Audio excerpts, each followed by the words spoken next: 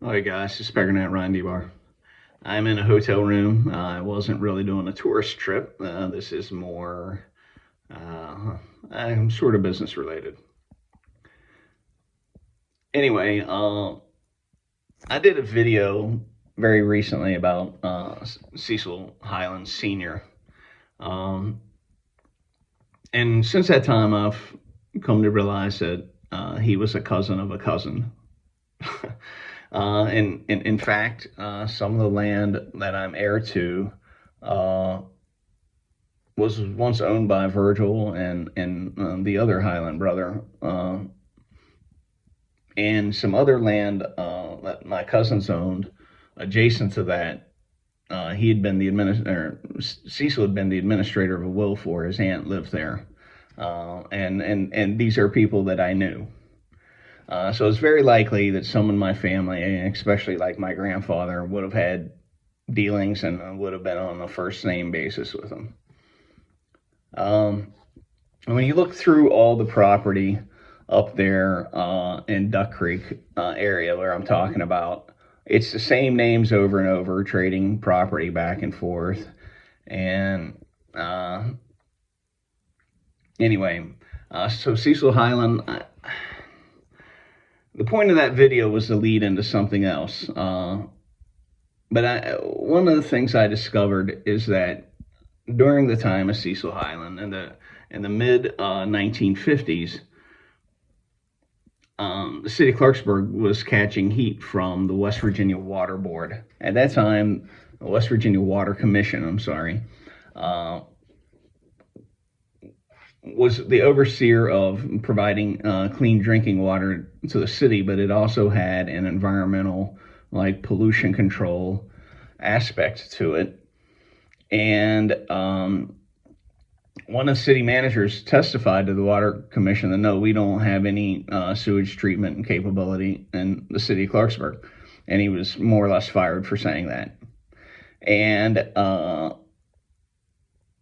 he led this campaign that eventually saw a new city charter written and gave Cecil Highland a stroke, and he died. So why was Cecil Highland so opposed to a sewage system? Like, he was adamantly opposed to a sewage system, and the city of Clarksburg fought it in court, and finally in 1971 they built one. But as we know, it wasn't adequate for the size of the city, and some of the problems we have today still exist, and the city hasn't adequately maintained their sewers during this time. So these problems that the city of Clarksburg have just seem to be so deeply rooted, generational problems. And when you talk about generational problems, you go back to Cecil Highland, his interactions with my family, and I guess the people who might be offended by what I'm saying or have passed on or aren't close to me anymore. So, in a lot of ways, you want to understand me and how I've acted. I was what you call a scapegoat in my family. There were individuals in my family in my childhood home, not my father, but others who were quite violent, and they would get upset by things, get upset with each other. And part of my survival tactics to avoid violence, either between them or especially directed at myself, was just to take the blame for something so that they wouldn't fight each other. Just take the blame. And then, as time went on, earlier in life, I was very religious, and the whole idea of Christ likeness and turning the other cheek and stuff like that really fed this dysfunction in me.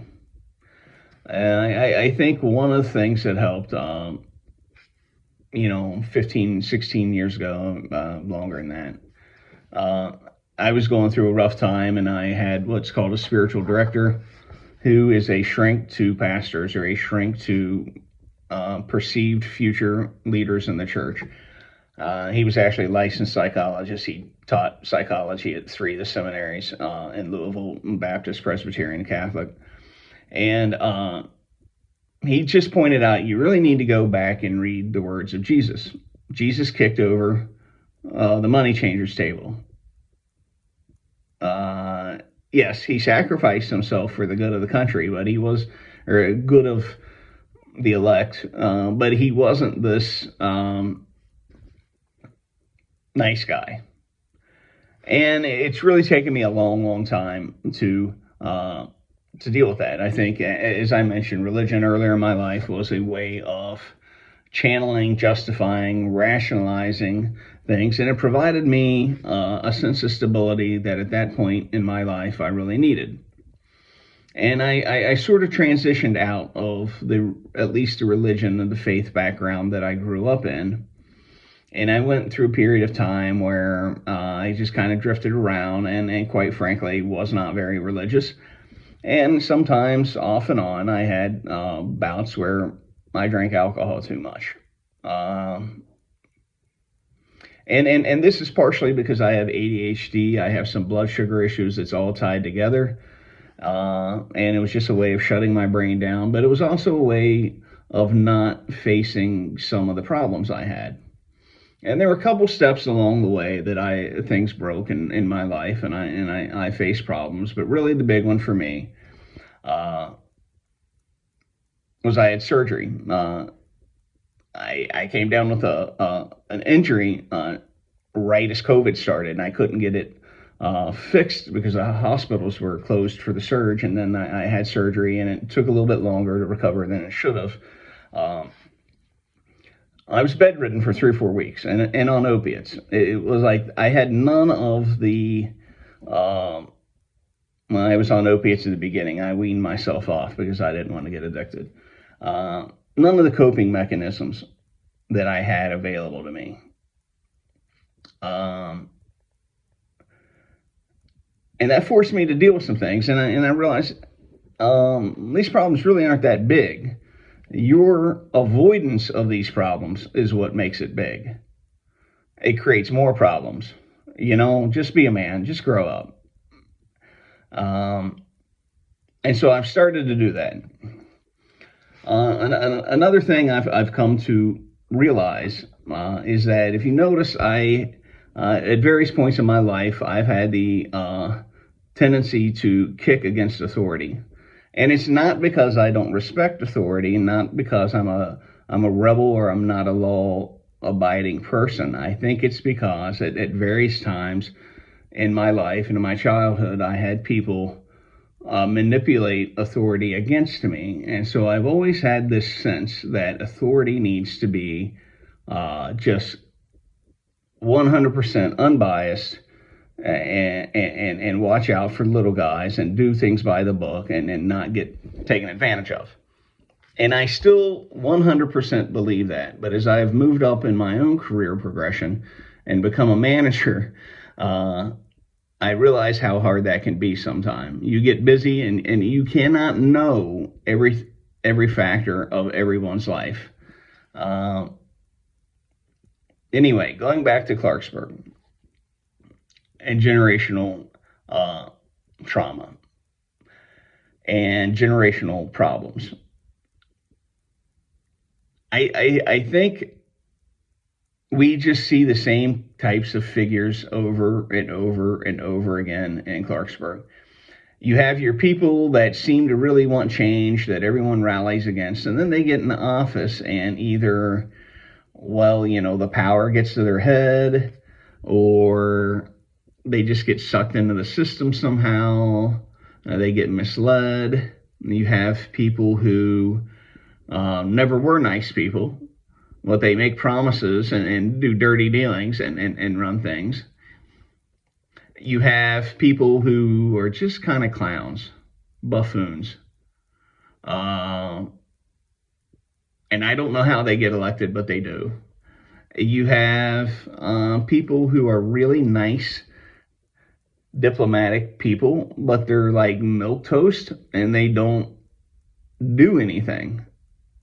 But it's hard to criticize them because everybody, that's just a good guy. And fixing the town is going to require backbone. But it's also going to require a lot of tact and patience. I don't have the tact and patience. At times, I can be a very patient person. And if my blood sugar's just right and I slept right and I'm relaxed and the stars align, I can be really amazingly tactful. But a lot of times it's just ADHD, squirrel brain, like ratting, like saying something and not even finishing the thought and leaving people to assume things. And so I'm saying is, you really just need people with a sense of justice and ability to stand up and make hard decisions. I think more than anything, that's what you need. A sense of justice, a sense that we're going to do things the right way. And you need people, along with that sense of justice, realize that doing things the right way means learning something, means digging in and knowing about the city before you run for office, because it will take you 2-3 years to even begin to understand what's going on in there. If you're showing up on Facebook saying, hey, what does everyone care about? You haven't done your homework. And that was part of my frustration back in 2021. This long kind of rambling, going nowhere, maybe I just need to get my own demons out there. I don't know. I know that in the past, I don't, not necessarily ashamed of the battles I fought in the city of Clarksburg. I think I was absolutely justified in being against the demolition program, at least in its current form, in the form that it used to operate in. I think in time, we will begin to question whether the Robinson Grant was the best use of that money. Was investing in the YMCA over and over again and having it keep failing, is that the right use of the money? Was getting money from Moneybag Joe Brandon and Donald Trump, $11 million, and then spending it on everything except the water and sewer situation, that was a fight worth having. Could I have done it better? Yes. And I'm saying maybe you need someone like me with more tact, with more social skills. And I don't quite frankly know who that person is. But I hope you find it. I'll holler at you later.